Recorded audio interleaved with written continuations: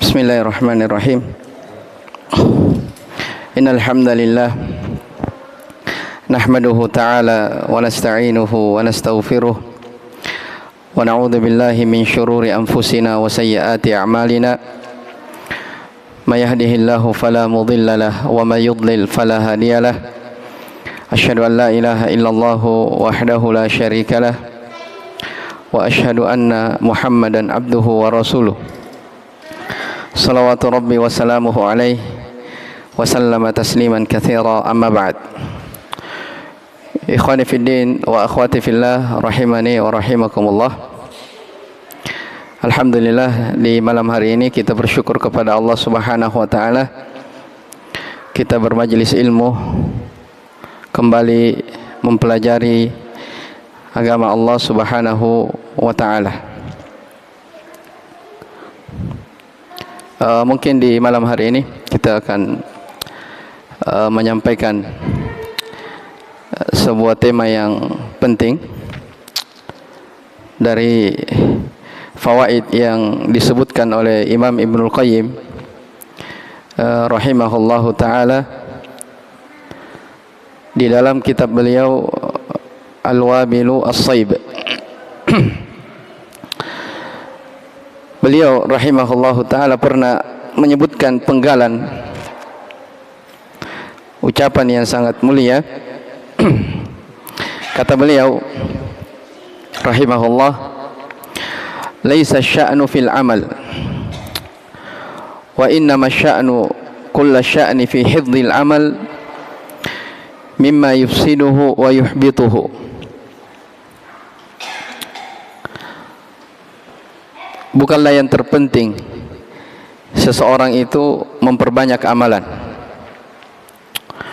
Wa inna ma sya'nu kulla sya'ni, tapi yang lebih penting dari hal itu adalah fi hifdzil amal, bagaimana seseorang itu menjaga amalan-amalannya, mimma yufsiduhu wa yuhbituhu, dari perkara-perkara yang bisa merusak dan menghapuskan amalannya. Wa ma'rifatu ma yufsidul a'mal fi hali wuqu'iha wa yubtiluha wa yuhbituha ba'da wuqu'iha min ahammi ma yanbaghi ay yaftisha 'alaihi al-'abdu wa yahrisu 'ala 'amalihi wa yahdharahu. Mengetahui perkara-perkara yang bisa menghapuskan, yang bisa merusak amalan-amalan, apakah setelah dilakukan, ya, itu dari perkara-perkara yang sangat penting. Min ahammi ma yanbaghi ayyaftisha alaihi al-abdu, dari perkara yang sangat perlu untuk selalu diperiksa oleh seorang hamba, dan dia bersemangat untuk mencari tahu tentang perkara-perkara yang bisa menghapuskan amalannya. Ikhwani wa akhwati rahimani wa rahimakumullah, dijelaskan ya oleh para ulama dari ucapan Ibnu Qayyim rahimahullahu taala ini, bahwa ya, di dalam kehidupan dunia ini ada perkara-perkara, ada hal-hal yang bisa menghapuskan atau menghancurkan amalan soleh seseorang. Iya, kita semua tahu, kita semua paham bahwa tujuan hidup kita di dunia ini untuk beramal. Iya, untuk memperbanyak amalan soleh. Alladzi khalaqal mauta wal hayata liyabluwakum ayyukum ahsanu amala. Dialah Allah yang telah menciptakan kematian dan kehidupan, menguji kalian siapa di antara kalian yang paling baik amalannya. Taib. Wa nabluukum bisyarri wal khairi fitnah. Dan seterusnya dari ayat-ayat yang menjelaskan tentang kita diperintah dalam kehidupan dunia ini untuk beramal. Dan amalan soleh ya, yang namanya amalan soleh itu, ya, sesuatu dikatakan sebagai amalan soleh, ya, ketika terpenuhi padanya dua syarat. Ya, syarat yang pertama, amalan itu dikerjakan ikhlas karena Allah Subhanahu wa taala. Dan syarat kedua, amalan yang dikerjakan itu sudah cocok, ya, sudah pas, mencocoki tuntunan Rasulullah sallallahu alaihi wa ala alihi wasallam. Itu amalan soleh. Nah, di dalam kehidupan ini ada orang melakukan amalan-amalan soleh, ya, tapi bersamaan dengan itu ada perkara-perkara yang bisa menghapuskan amalan soleh seseorang. Dan ini yang kita sebutkan dari ucapan Ibnu Qayyim rahimahullah ta'ala, bahwa yang terpenting seseorang itu bukan sekedar beramal, melakukan amalan soleh. Wa innama sya'nu kulla sya'ni fi hifdzil amal. Tapi yang paling penting melebihi daripada beramal soleh adalah menjaga amalan itu, ya, menjaga amalan itu dari perkara-perkara yang bisa menghapuskan amalan. Tapi maka di kesempatan ini kita akan menyebutkan beberapa poin yang dijelaskan oleh para ulama dari ucapan Ibnu Qayyim ini tentang hal-hal atau perkara-perkara yang bisa menghancurkan atau menghapuskan amalan-amalan kebajikan, amalan soleh seseorang. Yang pertama dari penghancur amalan adalah kesyirikan kepada Allah Subhanahu wa taala. Ya, syirik itu adalah taswiyatu ghairillahi billahi fima huwa min khasaisillah, menyamakan selain Allah dengan Allah pada perkara-perkara yang merupakan kekhususan Allah. Itu syirik. Ya, siapa yang berbuat kesyirikan, maka kita maklumi pasti dia terhapus amalannya. Dan ketika dia meninggal di atas hal tersebut, maka dipastikan dia kekal di dalam neraka. Ya, jangankan kita, para nabi dan rasul Allah Subhanahu wa taala saja mereka diancam di dalam Al-Qur'an. Walaqad uhiya ilaika wa ilal ladzina min qablika la in asyrakta la yahbatanna 'amaluka wa la takunanna minal khasirin. Sungguh telah diwahyukan, telah disampaikan kepadamu wahai Muhammad dan orang-orang sebelummu, maksudnya para nabi dan rasul. La in asyrakta, seandainya engkau berbuat kesyirikan, la yahbatanna amaluk, maka pasti amalan-amalanmu akan terhapus, wa la takunanna minal khasirin, dan pasti kamu termasuk orang-orang yang merugi. Ya, dan ini dimaklumi. Ya, syirik itu adalah penghancur amalan.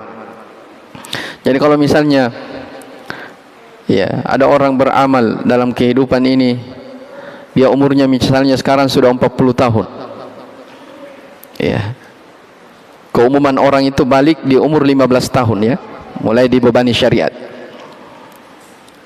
Dari umur 15 tahun sampai 40 tahun dia beribadah. Berarti berapa tahun itu? Hah? Berapa tahun itu? 25? Hah? 25. Ya, kalau ada orang sholat misalnya, dia sudah haji, dia sudah umroh, sedekah, wakaf, ya, selama 25 tahun dia beribadah. Tapi ternyata di hari ini dia berbuat kesyirikan, ya, dia berbuat kesyirikan mengeluarkan pelakunya dari keislaman, maka seluruh amalan yang 25 tahun dia kerjakan itu terhapus. Ya, terhapus. Maka itu dari kengerian, bahaya dari apa? Syirik. Ya, maka selalu kita bilang bahwa mempelajari tauhid itu pelajaran seumur hidup. Ya, mengenal dari masail jahiliyah, kitab yang kita baca di tempat ini, itu pelajaran tauhid. Bagaimana seseorang supaya dia berakidah, bertauhid, memurnikan ibadahnya hanya kepada Allah, terlepas dari kesyirikan. Karena kapan seseorang dia terjatuh ke dalam syirik, maka tidak ada artinya amalannya. Wa qadimna ila ma 'amilu min amalin faj'alnahu haba'an manthura. Kami datangkan amalan yang mereka kerjakan, kata Allah, lalu kami jadikan amalan tersebut bagaikan debu yang berterbangan. Innahu may yusyrik billahi faqad harramallahu alaihi al-jannata wa ma'wahu an-nar. Siapa yang berbuat kesyirikan, maka Allah haramkan baginya surga, tempat kembalinya adalah neraka. Tidak ada penolong bagi orang-orang yang zalim. Innallaha la yaghfiru ay yushraka bihi wa yaghfiru ma duna dzalika liman yasha. Kata Allah, sesungguhnya Allah tidak akan mengampuni dosa syirik, tapi Allah mengampuni dosa selain daripada syirik. Ya, jelas ya. Jadi subhanallah, kesyirikan ini walaupun satu hari dikerjakan, dia bisa menghapuskan apa? Amalan-amalan selama 25 tahun yang dikerjakan oleh seorang hamba. Ya, bagaimana kalau ada orang dia bertobat dari syirik? Ya, jadi 25 tahun beribadah kepada Allah, sudah haji. Ya. Hari ini berbuat syirik, otomatis terhapus amalannya. Besoknya diberi hidayah oleh Allah, dia bertobat dari syiriknya. Pertanyaannya, ya, apakah amalan itu yang dia kerjakan 25 tahun bisa kembali atau tidak? Nah, ini letak silang pendapat di kalangan para ulama. Ada silang pendapat di kalangan para ulama. Ya, sebagian ulama ada yang mengatakan dia beramal ketika dia bertaubat itu artinya dia beramal mulai dari nol lagi. Ya, jadi kalau sudah haji, sudah sholat 25 tahun, dia mulai lagi dari nol beramal. Ya, jadi di umur 40 tahun dia syirik, setelah itu bertobat, berarti itu artinya mulai ibadahnya di umur 40 tahun. Ya, itu pendapat yang dipegang oleh Imam Malik rahimahullah dan selainnya dari kalangan para ulama. Ya. Pendapat yang kedua, ada yang mengatakan kalau dia tobatnya tobatan nasuha, betul-betul dia menyesali dari perbuatan syiriknya dan dia bertekad tidak akan mengulanginya, maka ini ada harapan amalannya yang dia kerjakan tadi itu bisa kembali. Diharapkan bisa apa?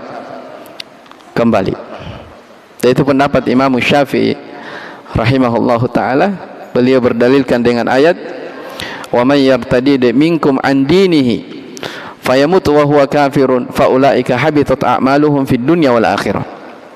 Kata Allah Subhanahu wa taala dalam surah Al-Baqarah, barang siapa yang murtad di antara kalian, ya, keluar dari agamanya, ya, perbuatan syirik mengeluarkan apa?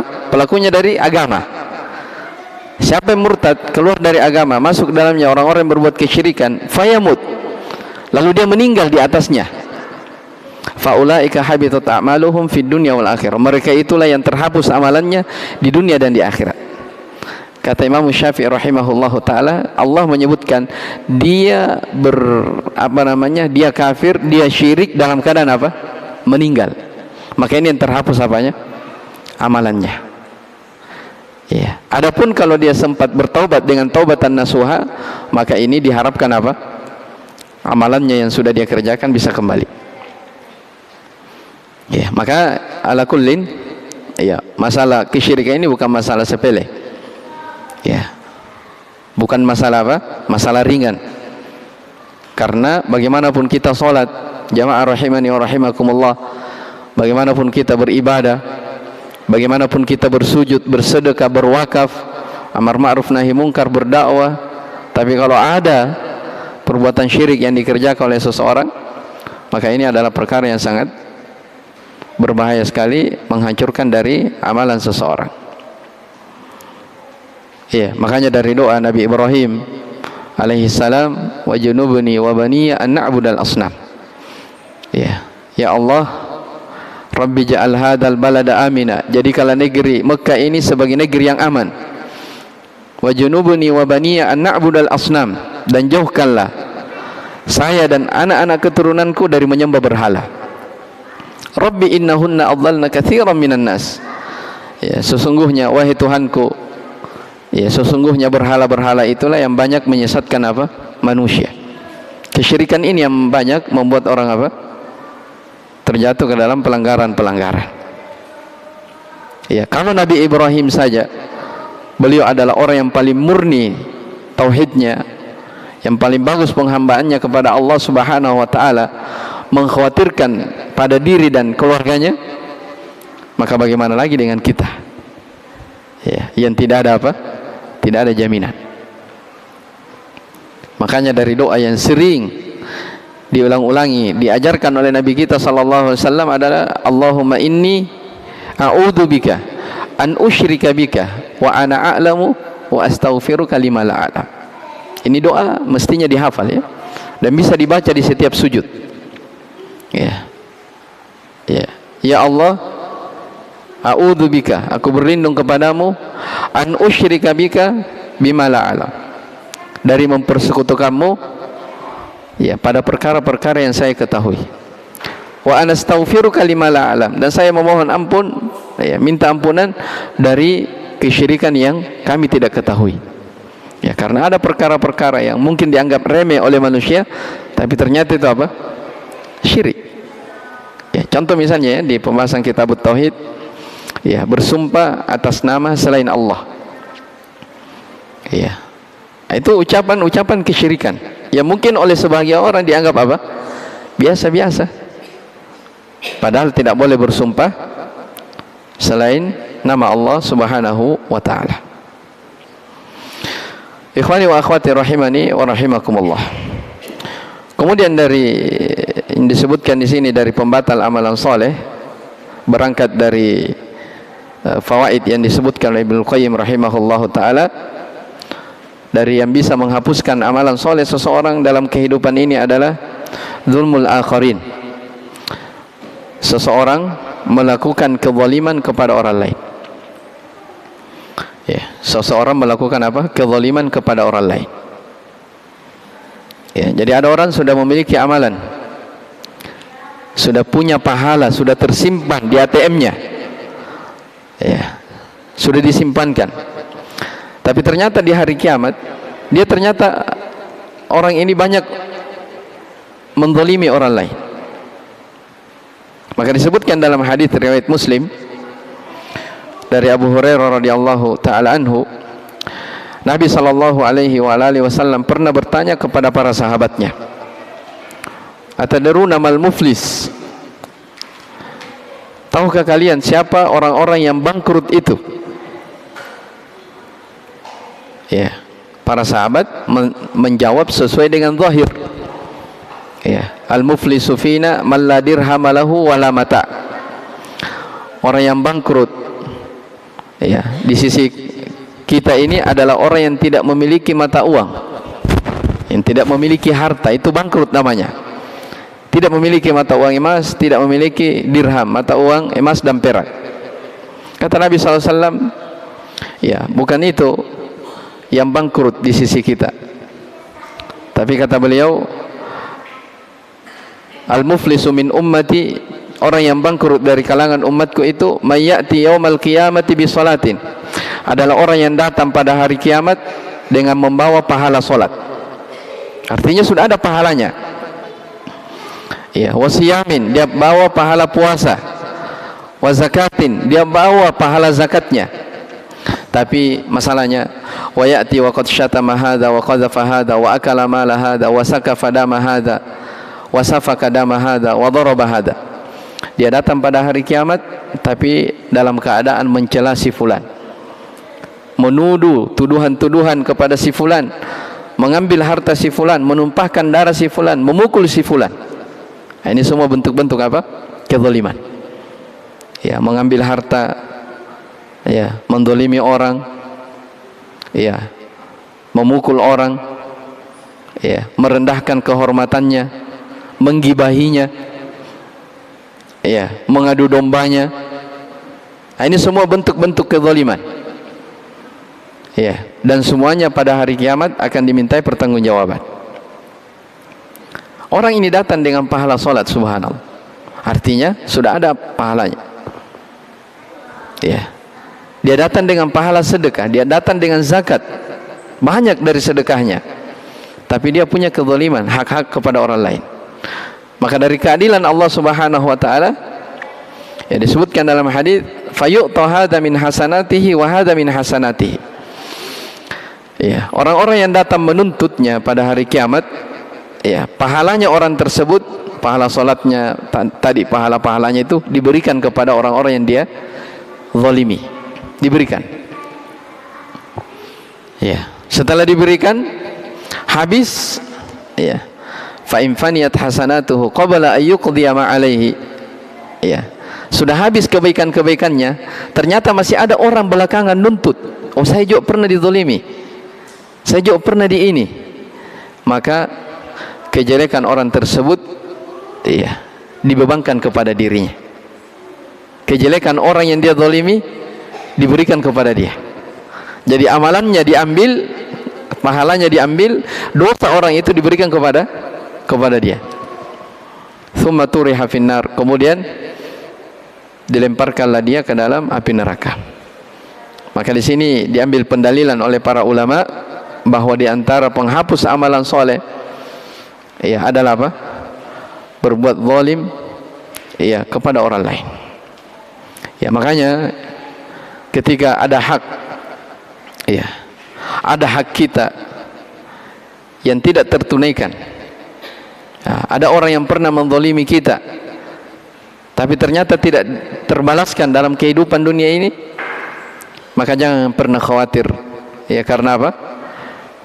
Di hari kiamat kita akan dapat balasan tersebut. Ya, makanya tidak perlu khawatir seseorang itu ketika misalnya dicerita, digibahin, dicela, ya, direndahkan kehormatannya, karena hal tersebut mereka akan mendapatkan. Ya, kalau dia tidak dapat pahala dari orang tersebut, maka kejelekan-kejelekannya akan diambil oleh orang. Ya, makanya, ya, di antara nasihat Syekh Al-Fauzan hafizahullah taala, ya, di beberapa kitabnya, ya, beliau mengatakan, ya, hadhil haya, kehidupan ini sangat singkat. Ya, kehidupan dunia ini sangat singkat. Jangan kita banyak membuat masalah di tengah manusia. Ya, jangan membuat masalah di tengah manusia. Ya, kalau orang lain mendolimi kita tidak menjadi masalah. Tapi kalau kita mendolimi orang lain, ini yang repot. Ini yang repot. Makanya Nabi sallallahu alaihi wasallam pernah bersabda, ya, man kana indahu madlamatul li akhihi falyatahallalhu minhu al-yawm. Siapa yang punya kezaliman, pernah menzalimi saudaranya, maka hendaknya dia minta kehalalannya di hari ini, maksudnya di dunia ini. Qala yakuna lahu dinarun wa dirham, sebelum datangnya suatu hari yang mana harta-harta, mata uang itu tidak apa? Tidak bermanfaat lagi. Ya, ini dari bahayanya apa? Dari kezaliman. Ya, dan Nabi sallallahu alaihi wasallam menyebutkan, la tu'addunnal huquqa ila ahliha hatta yuqadu li syatil jalha'i min syatil qarna. Ya, betul-betul, ya, hak-hak itu akan dikembalikan kepada pemiliknya. Ya, sampai kambing yang mematahkan tanduk kambing yang lain akan dimintai pertanggungjawaban. Ya, ini hewan, ya, dimintai pertanggungjawaban pada hari kiamat. Apalagi manusia. Ya, bedanya hewan setelah diadili oleh Allah Subhanahu wa taala, ya, selesai hajat, mereka berubah menjadi tanah. Dirubah menjadi tanah. Adapun manusia, mereka akan mendapatkan balasan, ya, sesuai dengan perbuatannya tersebut. Ini terkait tentang kezaliman. Kemudian berikutnya, dari keterangan para ulama, dari ucapan Ibnu Qayyim yang kita sebutkan tadi, dari perkara yang menghapuskan amalan soleh seseorang adalah qillatul adabi ma'an Nabi sallallahu alaihi wasallam. Sedikitnya adab kepada Nabi sallallahu alaihi wasallam. Ya. Maksudnya di sini sedikit adab, yaitu mengangkat suara melebihi daripada suara Nabi sallallahu alaihi wasallam. Dan ini ada ayatnya, ya, dalam surah Al-Hujurat. Ya, Allah Subhanahu wa taala berfirman, "Ya ayyuhalladzina amanu la tarfa'u aswatakum fawqa sautin nabi wa la tajharu lahu bil qawli ka jahri ba'dikum li ba'din an tahbata a'malukum wa antum la tash'urun." Wahai orang-orang yang beriman, janganlah kalian mengangkat suara-suara kalian melebihi daripada suara Nabi, dan janganlah keraskan suara kalian kepada Nabi seperti kalian mengeraskan suara ketika berbicara kepada orang lain. Antahbatu amalukum antum la tash'urun. Jangan sampai amalan kalian terhapus dalam keadaan kalian tidak menyadari. Jangan sampai amalan kalian terhapus dalam keadaan kalian tidak menyadari. Iya, kata para ulama, iya, menjelaskan ayat ini ayat berlaku pada saat Nabi masih hidup dan beliau sudah meninggal. Ya, pada saat Nabi SAW masih hidup, ya, seseorang itu dilarang mengangkat suara melebihi daripada suara beliau. Ya, makanya ketika datang A'rabi, ya, di banyak peristiwa kejadian, ya, kadang dipanggil Nabi dengan suara yang keras, ya, para sahabat menegur, nggak boleh. Terus bagaimana setelah Nabi SAW meninggal? Ya, kata para ulama, ya, masuk di dalamnya adalah menentang dari sunnah Nabi SAW.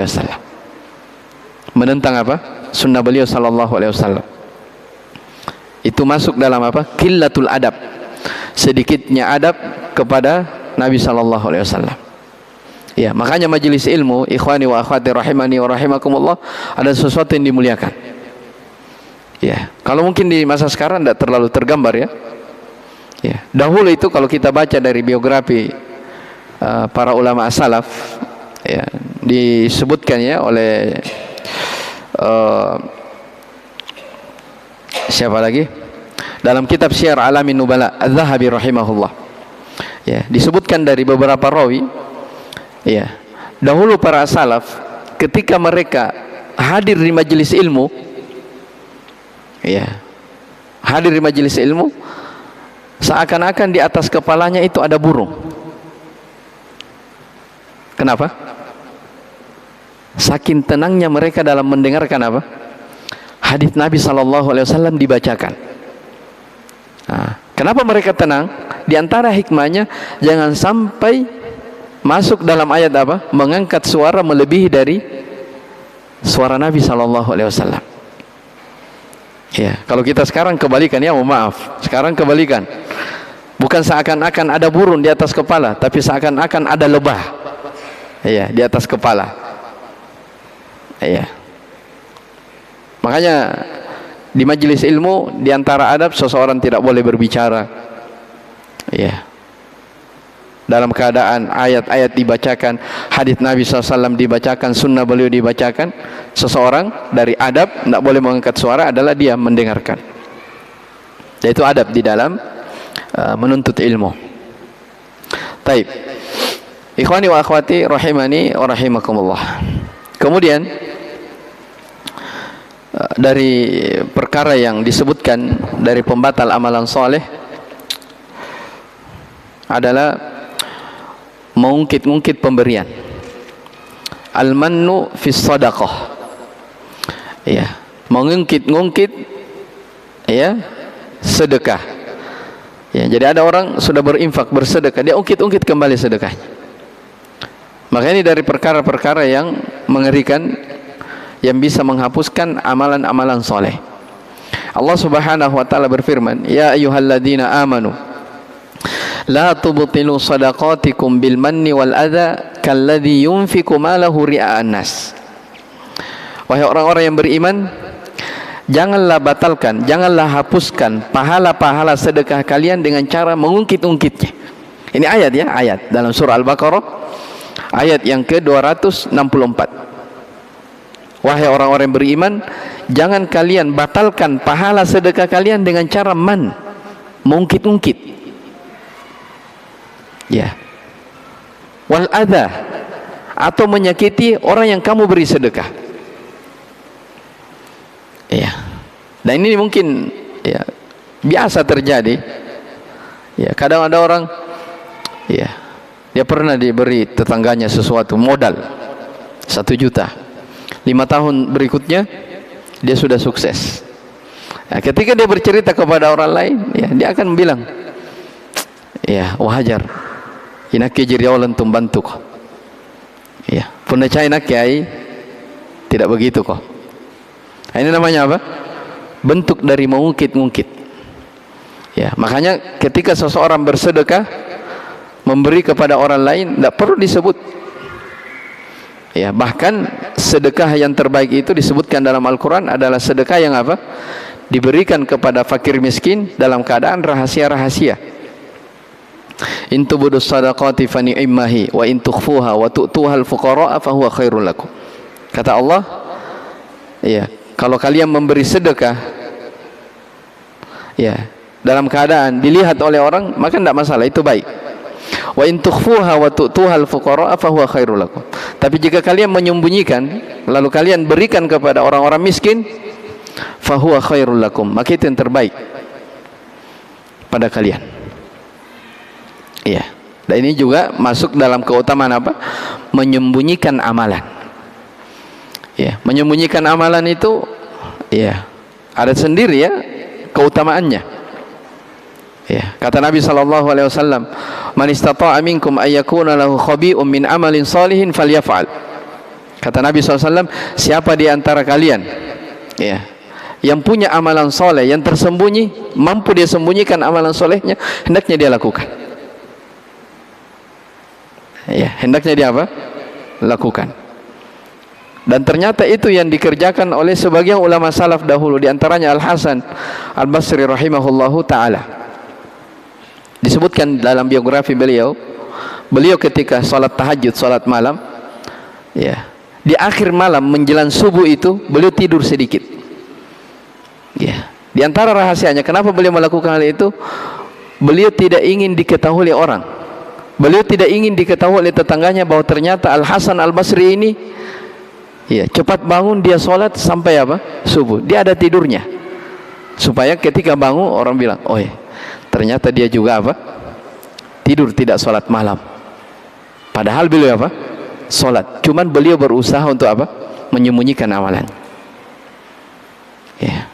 Kata Abu Hazim Salamah bin Dinar rahimahullahu ta'ala, "Uktum hasanatik kama taktum sayyiatik." Ya, sembunyikanlah amalan-amalan kebajikanmu sebagaimana kamu berusaha menyembunyikan dosa-dosamu. Ya, orang kan kalau melakukan dosa ya berusaha apa? Disembunyikan, tidak ingin ditahu oleh orang. Maka kata beliau, berusahalah menyembunyikan amalan-amalan kebajikanmu seperti kamu berusaha menyembunyikan apa? Kejelekan-kejelekanmu. Ya, maka ya seseorang punya amalan soleh yang hanya dia mengetahui antara dia dengan Allah Subhanahu wa taala, antara dirinya dengan Allah, itu adalah keutamaan yang besar. Man istata'a minkum ay yakuna lahu khabi'un min amalin shalihin falyaf'al. Siapa di antara kalian yang mampu memiliki amalan yang tersembunyi, amalan soleh yang tersembunyi antara dia dengan Allah, maka hendaknya dia lakukan.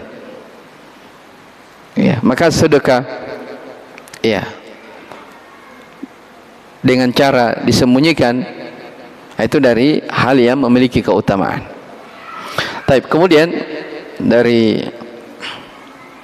pembatal amalan soleh yang bisa menghancurkan amalan, dia dimaklumi ya adalah riya. Ya, riya. Riya itu ayat lubal abdu bi amalihi sana'an nas. Ya, seorang dia beramal, dia harapkan pujian manusia. Ya, itu namanya apa? Riya, ingin dilihat. Kadang dibahasakan sum'ah, ingin didengar. Ya, riya, sum'ah ini masuk dalam kesyirikan ya, masuk dalam syirik. Cuman dikhususkan penyebutannya karena ini riya ini kadang sesuatu yang menjangkiti banyak orang. Ya, menjangkiti banyak orang. Makanya Nabi sallallahu alaihi wasallam bersabda, "Akhwafu ma akhafu alaikum Asyirkul asghar. Yang paling saya khawatirkan atas kalian wahai umatku adalah syirkul asghar. Syirik kecil. Ya, beliau ditanya, "Wa masyirkul asghar ya Rasulullah?" Apa itu syirik kecil? Ya, kata Nabi sallallahu alaihi wasallam, ar-riya, riya, ingin dipuji. Ya, ingin dipuji. Demikian pula beliau sallallahu alaihi wasallam pernah berucap, "Ala ukhbirukum bima huwa akhafu alaikum indi minal masihid dajjal." Ya. Maka saya beritakan kepada kalian tentang perkara yang paling saya khawatirkan atas kalian melebihi daripada fitnahnya Dajjal. Ya, hadis ini kata para ulama, ya, sahabat di waktu itu sedang berbincang-bincang tentang bahayanya fitnah Dajjal. Nabi mendengar bahwa sahabat ini sedang memperbincangkan tentang bahaya dari fitnah Dajjal. Tapi Nabi SAW mengatakan, maukah saya beritakan kepada kalian, ya, fitnah yang lebih besar daripada fitnahnya Dajjal. Apa itu? Asyirkul khafi. Ya, syirik yang samar-samar. Bagaimana bentuknya? Yakumur rajulu yusalli fayuzayyinu salatahu lima yara min nadhari rajulin. Ya, ini contohnya ya, seseorang melakukan salat. Ya, kemudian ada orang melihatnya, kemudian dia memperbaiki salatnya karena ingin dilihat oleh orang lain. Ya, maka hati-hati kita beramal, ya, dengan tujuan apa? Riya. Kata Allah Subhanahu wa taala dalam hadits qudsi, "Ana aghna asy-syuraka anisyirk. Man amila amalan asyraka fiha ma'i ghairi taraktuhu wa syirkahu." Saya tidak perlu dari amalan yang padanya ada riya, ada kesyirikan. Siapa yang melakukan amalan yang di dalamnya ada syirik, taraktuhu wa syirkahu, saya tinggalkan dia dan kesyirikannya. Bahkan di hari kiamat, iya, ketika manusia dibalas, ya, kata Allah Subhanahu wa taala kepada orang-orang yang riya, "Idhabu ilal ladzina kuntum turauna fid dunya." Ya, pergilah kamu, ya, ini orang-orang yang riya ini dalam beribadah. Pergilah kamu kepada orang-orang yang kamu dahulunya di dunia harapkan pujiannya. Ya, lihat kepada mereka, hal tajiduna indahum jazaa, apakah mereka memiliki balasan untuk kamu? Tidak ada. Ya. Ini riya. Iya, tapi ada yang lebih parah daripada riya. Apa itu? Kata para ulama, ar-riya umma al-kadhib. Riya disertai dengan dusta. Ya, apa itu riya disertai dengan dusta? Seseorang dia tidak beramal, tapi dia mau dipuji, padahal bukan dia mengamalkan. Itu namanya apa? Ingin riya, tapi disertai dengan dusta. Ya, disebutkan dari sifat orang-orang Yahudi dan orang munafik dalam Al-Quran apa? Wa yuriduna ayyuhmadu bima lam yaf'alu. Mereka ingin dipuji pada sesuatu yang mereka tidak kerjakan. Iya. Mau dibilangi ustadz, padahal tidak belajar. Iya.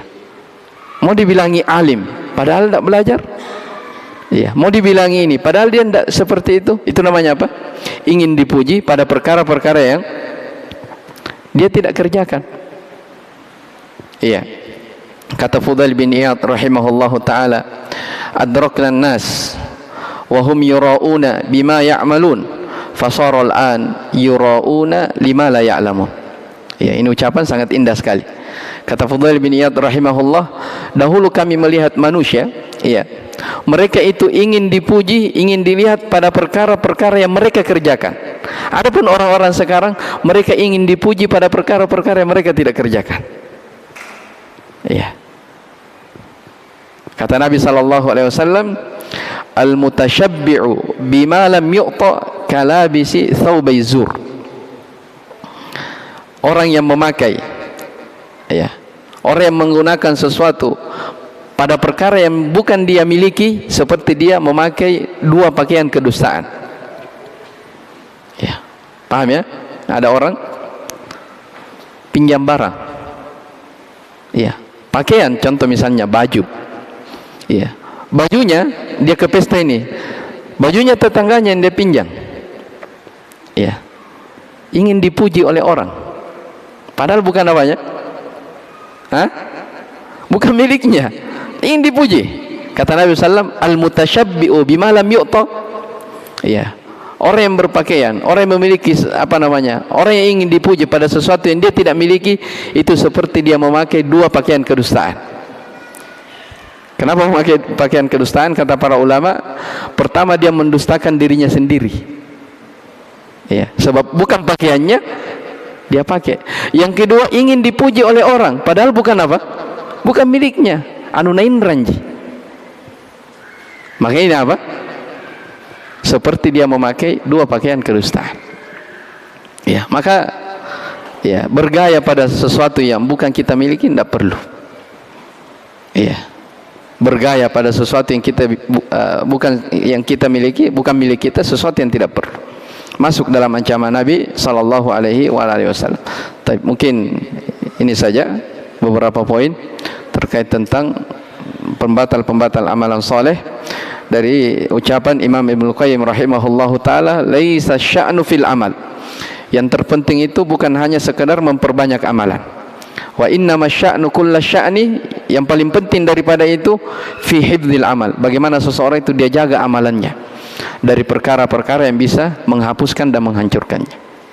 Tapi masih ada beberapa poin yang disebutkan, mungkin ada waktu luang kita akan baca lagi. Tapi wallahu alam. Subhanakallah bihamdik, asyhadu an la ilaha illa anta astaghfiruka wa atubu ilaik, wa akhiru da'wana alhamdulillahi rabbil alamin.